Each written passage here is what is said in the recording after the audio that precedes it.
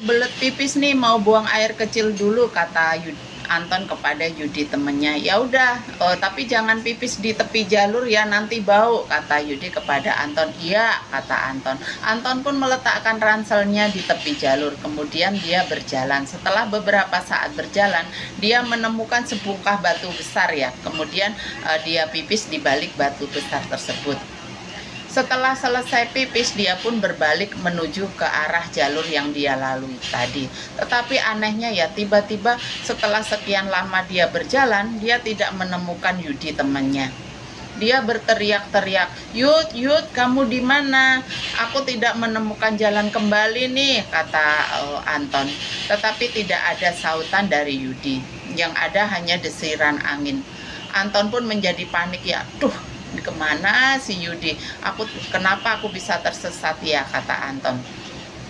Kemudian dia berjalan dan terus berjalan mencari jalan pulang ya, tetapi dia tidak menemukan.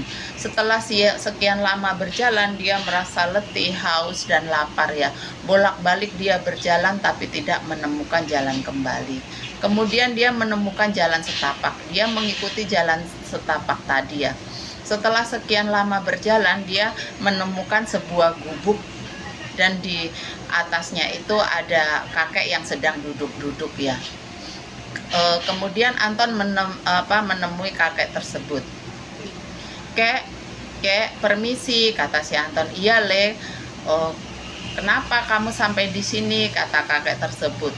Iya, saya tadi buang air kecil, Kek. Tiba-tiba saya tidak menemukan teman saya. Saya udah capek, udah lelah jalan, Kek, tapi tidak menemukan Yudi teman saya. Ya udah, Le, kamu duduk aja istirahat dulu, kata kakek tersebut. Nih ada sedikit air dan singkong bakar, kata kakek. Iya, Kek, terima kasih. Kemudian Anton pun meminum air yang diberikan kakek tersebut. Tetapi dia tidak memakan singkongnya. Kek, maukah kakek mengantar saya pulang? Saya pengen ketemu sama Yudi teman saya. Saya takut teman saya itu mencari saya kemana-mana, kata Anton. Oh iya, Le, nanti saya antar kamu pulang.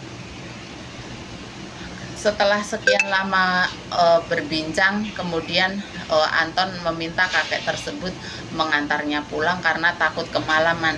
Bolehkah kakek mengantar saya sekarang karena saya takut teman saya nungguin saya, Kek? Ya udah, baiklah, saya antar kamu pulang. Singkongnya kagak kamu makan, kata kakek tersebut. Enggak, Kek, kalau boleh dibungkus aja untuk bekal saya nanti di jalan. Kemudian kakek tersebut memberikan singkong itu kepada Yudi dibungkus dengan daun pisang. Kemudian mengikatnya, diberikanlah kepada Anton. Setelah sekian lama berjalan dengan kakek tersebut, tiba-tiba saja dia udah sampai di batu tempat dia tadi pipis ya. Kata kakek, kamu udah nyampe, Le, sekarang pulanglah, temui teman kamu.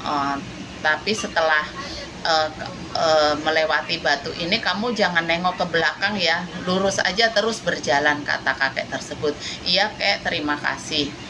Tak berapa lama Anton berjalan, anehnya dia ketemu Yudi yang masih menunggu di tepi jalur ya. Kemana saja sih, Ton? Kamu lama banget. Saya udah panik mau nangis. Udah berjam-jam saya menunggu kamu di sini. Saya nggak berani berjalan karena takut kamu kembali dan tidak menemukan aku, kata Yudi.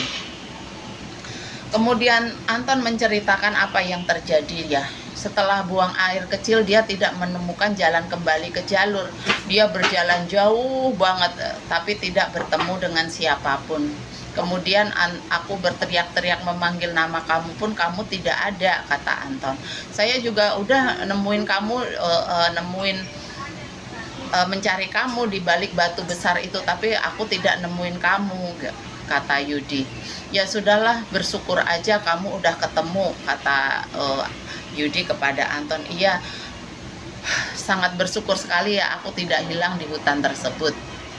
Kemudian Anton ingat kepada singkong bakar yang diberikan kakek tersebut. Kamu lapar juga, Yud? Iya, aku nggak sempat makan karena panik mencari kamu, kata Yudi. Ya udah, coba tadi kakek tua tersebut memberikan singkong kepada saya. Kemudian Anton membuka bungkusan singkong yang dibungkus dengan daun pisang ya. Tetapi betapa terkejutnya Anton ya, yang ada di balik bungkusan daun pisang tersebut bukannya singkong bakar, tetapi 2 buah pembalut yang maaf masih banyak nodanya ya.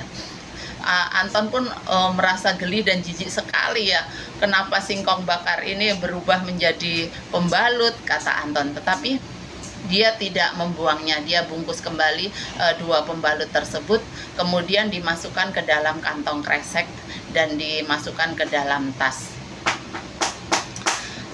Mungkin pesan dari kakek tadi ya, jangan, kalau kita mendaki gunung, janganlah membuang sampah sembarangan. Jikapun pipis, membuang air besar, apapun itu jangan mengotori gunung. Jadi kita bawa pulang kembali sampah-sampah yang kita bawa. Mudah-mudahan cerita ini bermanfaat ya. Jangan sampai, kita harus saling menghargai, karena gunung itu tentu saja ada penghuninya.